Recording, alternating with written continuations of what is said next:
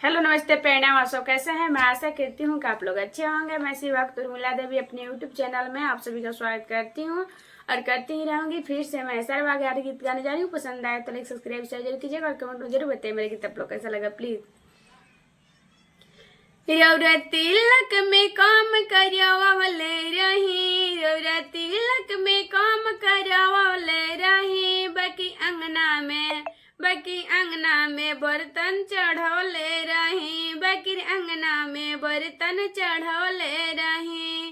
रौरा तिलक में काम करवावले रही, रौरा तिलक में काम करवावले रही, बाकी अंगना के शोभा बढ़वले रही, बाकी अंगना के शोभा बढ़वले रही। हमरे पापा के इज्जत बचावले रही, हमरे पापा के इज्जत बचावले रही, बाकी अंगना में कूलर चढ़वले रही, बाकी अंगना में कूलर चढ़वले रही।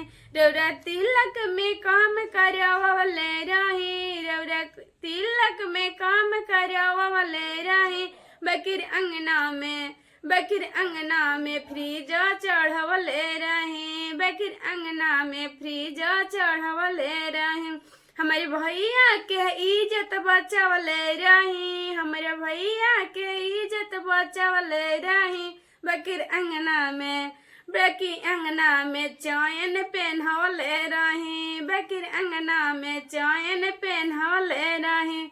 रौरा तिलक में काम करवावले रही, रौरा तिलक में काम करवावले रही, बाकी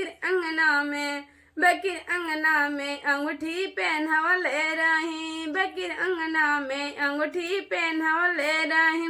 हमर चाचा के इज्जत बचावले रही, हमर चाचा के इज्जत बचावले रही, बाकी अंगना में एसी चढ़वले रही, बाकी अंगना में एसी चढ़वले रही।